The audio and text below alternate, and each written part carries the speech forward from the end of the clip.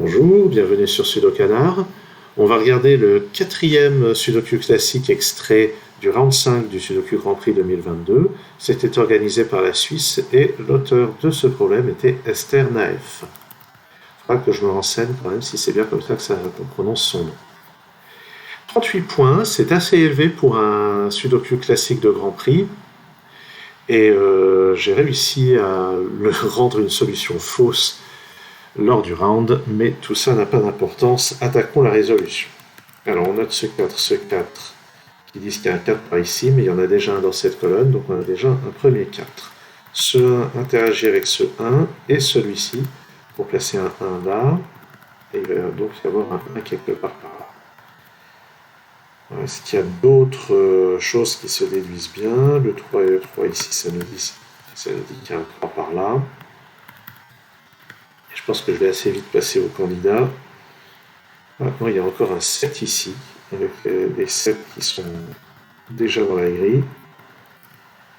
Et ce 7 n'a pas plus d'influence que ça. Bon, il va y en avoir un par là, c'est pas très intéressant. Il y en a un ici, ici ou là. J'ai pas l'impression de pouvoir faire grand chose avec les 7, effectivement. Donc je vais passer au raisonnement par candidat. Sur cette ligne, il me manque 1, 2, 3, 8. Et on peut voir que cette case est forcément un 2. Il reste un 3, 8, donc cette case est un 3. Il reste 1 et 8, donc ça c'est un 1, ça c'est un 8. Et ce 1 permet de placer celui-ci. Bon, voilà une suite assez intéressante. Ce 1 avec le 1 qui est déjà dans cette colonne, ça permet de placer un 1 là. Et par conséquent, on va avoir un 1 quelque part par ici. Et si on regarde bien, dans ce bloc, le 1 ne peut aller que là. Donc ça place ce 1 également. Je crois qu'on a tous les 1. Là-dedans, il nous manque 3, 5 et 6. Donc 5 ou 6 ici, 3 ou 6 là, 3, 5, 6. Dans cette colonne, qu'est-ce qu'il nous manque? 2, 3, 4, 6, 8. Comme d'habitude, je vais noter les endroits où il y a peu de candidats. Tiens, là, on peut repérer dans cette colonne 3, 6, 3, 6. Donc on a une paire cachée. Donc ça, c'est pas un 6, c'est parmi 2, 4 et 8. Il crée donc un triplé. Et dans ce qui reste, il y a le 6 qui est ici. Vient là. Et là-dedans, il nous faut un 5 et un 9. Ça nous crée donc une paire 5 et 9 dans cette ligne. Et pour compléter la ligne, c'est 2, 3 et 4.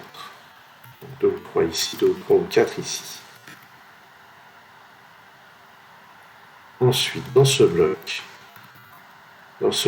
il nous manque 4, 5, 8 et 9. Ouf. Donc 4, 5, 8 et 9, ça c'est 4 ou 9. 4, 8, 9. 4, 5 ou 9. J'ai l'impression de pouvoir faire grand chose. Bon, j'ai un 5 ici ou là, mais c'est pas très intéressant. Ça, c'est jamais un 8, il y en a déjà un dans la colonne. D'accord, donc dans la colonne, il me manque 2, 5, 6 et 9. Ah ben donc ça, c'est forcément un 6. Et en dessous, ça, c'est 2, 5 ou 9. Ce 6 va être intéressant parce que sur la ligne, maintenant, il ne manque plus que 4, 7 et 8. Donc ça, c'est un 4. Ça, c'est un 7. Ça, c'est un 8. Dans cette colonne, il me manque 5, 6 et 9. Donc ça, c'est 6 ou 9. On va apparaître pas mal de cases où il n'y a plus beaucoup de candidats. Le 8 qui n'est pas là est forcément là. Ça, c'est parmi... En fait, ce 6 permet d'éliminer ça. Et ça ne peut plus être que 3 ou 9. On peut sentir qu'avec tout ce qui est là, toutes ces cases qui n'ont que 2 valeurs envisageables, ça devrait faire pas mal d'éliminations plus tard, ou des chaînes, ou des choses comme ça. Sur cette ligne, 2, 4, 8 et 9, donc ça c'est 2 ou 4. Et on peut remarquer que sur cette ligne, le 9 est forcément là-dedans. Ce qui permet de placer ce 5, et ce 4, et ce 9 et ce 8. Donc il n'y a pas de 8 ici, par contre j'ai un 8 là. Dans cette colonne, je peux éliminer le 5 qui est là. encore des cases avec seulement 2 valeurs. Ici, on a un triplé 2, 3, 4. Ici, on a un 6 et un 9. Alors, une petite parenthèse sur ce que je ne vais pas faire, mais que, par contre, en temps limité comme en Grand Prix, il faut absolument faire ce genre de choses. Je vais montrer un petit peu des cases. Ces 4 cases ici. On peut remarquer qu'ici, partout, on a seulement le 2 et le 4 comme candidats. Et imaginons que ça ne soit pas le 3. C'est-à-dire, mettons que je vais mettre le 3 ici. À ce moment-là, il me reste dans ces 4 cases le 2 et le 4. Et vous pouvez voir que ici, si je choisis 2 puis la 4, je vais avoir 2 puis 4. Et ça n'a aucune influence sur la totalité du reste de la grille. Et si je mets le 2 et le 4 dans les positions inverses, ça n'a aucune influence non plus sur le reste de la grille. C'est ce qu'on pourrait appeler un cycle complètement indépendant du reste de la grille. Et comme on sait que le problème qui est posé à un Grand Prix a une unique solution, on est sûr qu'on n'est pas dans ce cas de figure qui donne lieu à plusieurs solutions. Donc je pourrais décider, et lors d'un Grand Prix, c'est vraiment une chose à faire, de placer le 3 ici, de résoudre ces quelques chiffres et d'avancer. Bon, cela dit, moi j'ai décidé de faire une résolution complètement logique, donc on ne va pas tenir compte de ça pour la suite de la résolution. Dans cette colonne, il me faut 2, 6, 9, donc ça c'est forcément 2 ou 9. Ici c'est forcément 2 ou 6. Et on voit que ça crée plusieurs choses. Par exemple, sur cette ligne, on a une paire 2 et 9. Donc il n'y aura pas de 2 et de 9 sur le reste de cette ligne. Et en bas, ça crée un triplet de 6, 9. Donc les 3 chiffres 2, 6 et 9 sont les seuls qui peuvent aller dans ces 3 cases, donc ils vont remplir ces 3 cases. Et on ne rencontre pas ces chiffres sur le reste. Une autre manière de voir les choses, c'est que sur la ligne, il nous faut un 3, un 4 et un 5, qui ne sont pas dans ces cases-là, donc ils sont dans les autres. Le 3 n'étant pas là, il est là. Oh surprise, le 3 n'est pas là. Donc c'est un 2, et on voit que je n'avais pas besoin du raisonnement d'unicité. Ça m'aurait juste fait gagner quelques secondes. Ici, il me faut un 4 et un 5, et avec ce qui est déjà présent dans les colonnes, c'est comme ça. Là-dedans, 2, 7 et 9, donc ça c'est 7 ou 9, ça c'est 2 ou 7. On voit que là encore, on a plein de cases avec seulement 2 valeurs envisageables. 7, 9, c'est 6, 7 et 9 là-dedans. Mais comme on l'a dit, le 9 est déjà localisé sur cette ligne, donc ça c'est 6 ou 7. Sur cette colonne, 2, 7 ou 3, mais on a un 3 quelque part dans une de ces 2 cases, donc le 3 est ici, et l'autre chiffre c'est 2 ou 7. Bon. Sur cette ligne, il me manque un 8, il ne peut être que là. L'autre chiffre, c'est 5, 6 ou 7. Mais il y a déjà un 6 dans ce bloc, donc c'est 5 ou 7. 2, 9, 5 et 7. Cette colonne, il lui faut encore un 2 et un 5. Ça, c'est parmi 2, 5, 6 dans ce bloc. Donc ça, c'est forcément 5 ou 6. Et là-haut, 5, 7 ou 9. Et me voilà avec plein de candidats qui restent. Et là, si vous voulez être efficace en Grand Prix, le conseil que je vous donne, c'est de bifurquer. Vous regardez, qu'est-ce qui se passe si je mets un 2 ici. Regardez les conséquences. Si ça vous mène à une solution viable, tant mieux. Vous pouvez taper votre solution. Si ça vous mène à une contradiction, ça veut dire qu'ici, c'était pas un 2, c'était un 9. Et puis, vous déroulez la fin de la résolution avec ça. Moi, je vais essayer de trouver quelque chose d'un petit peu plus subtil. Alors, qu'est-ce qu'on a dans cette colonne? Ça peut l'air d'être ça. J'ai souvenir d'un quelque chose que j'ai trouvé quand j'ai résolu ce problème après la fin de l'épreuve, mais je voudrais voir si je trouve quelque chose de plus subtil que ce que j'avais. Ici, il y a quelque chose qui a l'air intéressant. C'est une chaîne. 6, 5, 5, 7, 7, 6. Mais en fait, c'est pas si intéressant que ça parce que cette case ne coopère pas. Alors, qu'est-ce que ça veut dire ne coopère pas? Le principe d'une chaîne comme ceci, ou ici c'est ce qu'on appelle XY ring, c'est que on a quelque chose de la forme AB, BC, CA. On a 3 chiffres qui sont répartis comme ça avec un pivot. Et le principe, c'est que le pivot vaut 5 ou 7. S'il vaut 5, ça place le 6 ici. S'il vaut 7, ça place le 6 ici. Ce qui veut dire que dans une des 2 cases de la diagonale, il y a forcément un 6. Et ça aurait pu permettre d'exclure le 6 ici, mais ça n'est pas le cas. Donc c'était pour montrer cette technique au cas où vous ne la connaîtriez pas. Oups. Alors, qu'est-ce que je vais... Donc, je vais chercher si je trouve quelque chose de ce genre-là, par exemple 3, 5, 5, 6, est-ce qu'il y a un 6, 3 en vue? Non. Sinon, je peux essayer des chaînes plus grandes.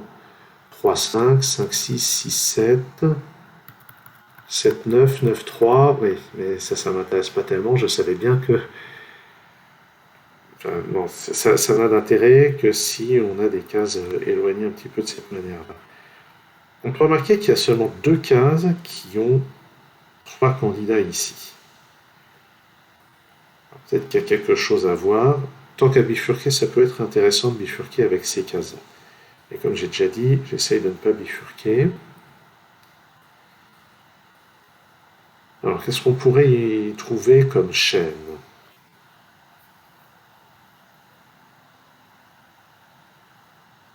Je voyais 9, 3, 3, 5, 5, 6, 6, 7, 7, 9. Mais ça me dit juste que il n'y a pas d'autre 9 sur cette ligne, mais ça je le savais déjà. Donc ça n'a pas l'air très intéressant. Est-ce qu'il y a un skyscraper quelque part? Ça n'a pas l'air d'être ça, ou alors c'est juste que je ne le vois pas. Et c'est toujours très difficile de s'y retrouver là-dedans, pour ça que c'est toujours mieux en Grand Prix de bifurquer. Alors il faut faire attention à ne pas s'imaginer que le raisonnement que j'avais montré d'unicité marche ici. Parce qu'ici, si je décide de mettre 2, 9, 2, 9, c'est pas interchangeable. Je ne pourrais jamais mettre un 9 dans cette case à cause du 9 qui est là. Là-dedans, il y a un 5. Là-dedans aussi, il y a un 5. Là-dedans. Alors, est-ce que c'est une chaîne? Ici, ça a l'air prometteur. 9, 6, 6, 2, 2, 9. 9, 2, 2, 9. Ah, est-ce que ici, il faudrait trouver des endroits un peu intéressants. 7, 6, 6, 5.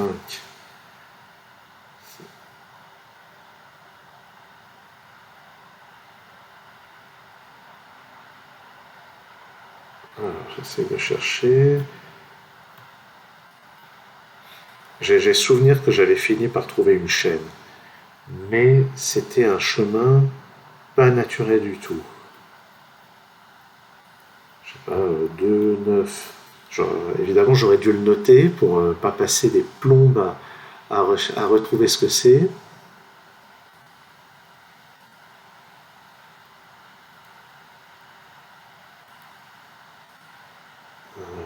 Oh là là. 9, 3. 3, 5. 5, 6. 6, 3.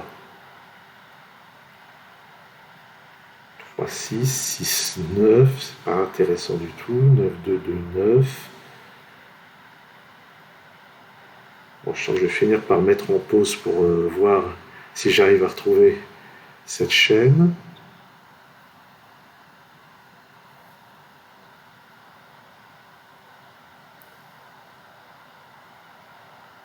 Bon, je crois que je vais faire quelque chose comme ça. Bon, en fait, je viens de trouver un Y-wing, un XY-wing, pardon. Je vais le mettre en évidence. Il est là. Donc c'est ça que j'avais raté. C'est la configuration que j'avais mentionnée tout à l'heure avec 5, 6, 5, 7 et 6, 7. Là, on a 3 chiffres, 2, 5 et 7, qui forment ce qu'on appelle parfois un triplet tordu. Et alors, qu'est-ce qui se passe? Donc ça, c'est le pivot entre cette case et cette case. Cette case vaut 2 ou 5. Si ça vaut 5, alors j'ai un 7 ici. Si ça vaut 2, alors j'ai un 7 ici. Donc je suis sûr d'avoir un 7 ici ou là. Et ça me permet d'éliminer un 7 de cette case et d'éliminer un 7 de cette case. Donc là, je sais que je n'ai pas de 7. Et là, je sais que je n'ai pas de 7. Et ça y est, ça me donne un chiffre, le 6. Et ce chiffre devrait probablement tout débloquer. Ça me donne ici le 5, le 3, le 6. Ce 5 à son tour me donne ce 7. Et il me donne aussi ce 9 et ce 5. Là, j'ai le 9, le 6 et le 3. Ce 6 me donne là le 2, 9, 7, 2. Et là-haut, 7, 9 et 2. 9, 5 et 2. Ici, 6 et 9. Ça fait un 6 ici, un 5 là. Et ça y est, la galère. Donc les 38 points sont vraiment pas volés. Si on veut le résoudre de manière logique, ben voilà le genre de recherche infernale qu'il faut faire. Moi j'aime pas devoir chercher ce genre de configuration, et c'est pour ça qu'il vaut mieux bifurquer. Bon, dans la pratique, moi, pendant le round, quand j'ai abordé cette grille, en fait j'ai fait une erreur quelque part, ce qui fait que ça m'a amené à la fin à une position dont j'ai même pas remarqué qu'elle était impossible, et j'ai validé un code faux. Merci d'avoir suivi cette vidéo et à très bientôt sur SudoCanard.